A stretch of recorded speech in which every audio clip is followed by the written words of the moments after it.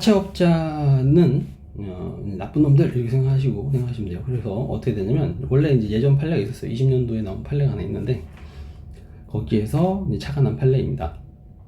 사채업자가 대부분 보면 원금을 500만 원 빌려주게 돼 있었어요. 만약에 그러면 400만 원 정도를 줍니다.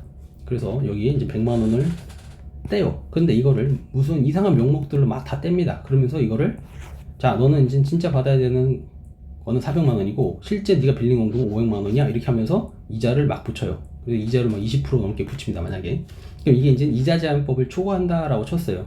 그러면 기준은 실제 500만 원이 원금이니까 500만 원에서 20%를 따지면 원금이 40만 원이죠. 이자가 참 맞죠? 그러면 100만 원인가요? 100만 원 이자네요. 그러니까 100만 원 이자 뗀 거 맞아요. 그러니까 400만 원 받은 거 맞는데 우리 판례는 뭐라고 하냐면 야 네가 이런 명목으로 다 뗐지. 그러면 이건 다 선이자야.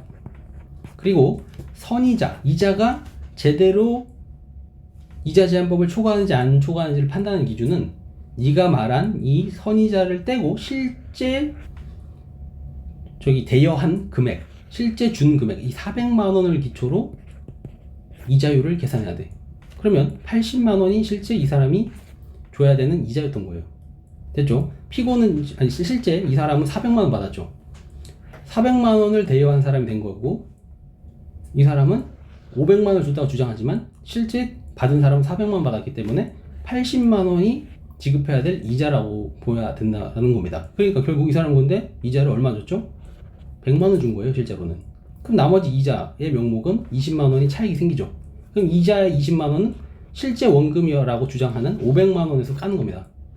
그러니까 이 사람이 지급해야 되는 이자를 따질 때는 실제 받은 400만 원을 기준으로 이자를 따지는 거고 그것을 넘는 부분은 어디에 충당한다? 원금인 500만 원에서 원본에 충당하는 겁니다. BE1이죠.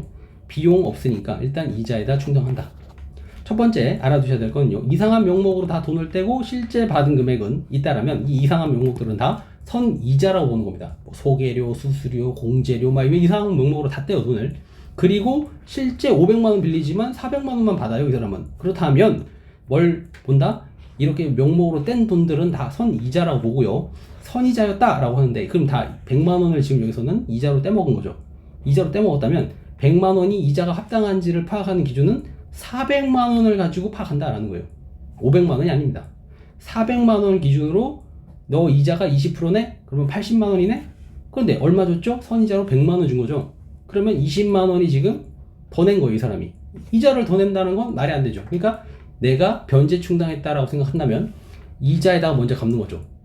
그럼 80만 원, 100만 원에 80만 원만 갚아야 되는데 내가 100만 원 갚았어요. 그러면 나머지 20만 원은 어디에 갚아야 되는 거죠? 어디에 갚게 되는 거죠? 원본에 갚게 되는 겁니다. 그러니까 결국 원금인 500만 원에서 20만 원을 빼야지 480만 원이 원금이 남아 있는 거예요.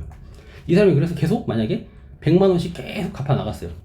그렇다면 계속 20만 원씩 더 갚게 되는 거죠. 심지어 따지고 보면 원금이 480만 원 남아 있는 상태에서 100만 원을 줬으니까 실제 더 많은 금액을 이자로 원본에다 충당시킨 거예요. 이해되시겠죠? 이게 뭐 어려운 내용은 아니에요. 첫 번째 내용은 선이자는 무슨 명목으로 떼면 다 선이자로 본다. 선이자를 공제한 금액에서 실제 이자를 본다. 그런데 선이자가 지금 100만 원 뗐으니까 실제 이자는 선이자보다 적죠. 실제 이자는. 그러면 내가 더 낸 돈은 원본에 충당시킨다. 되셨나요?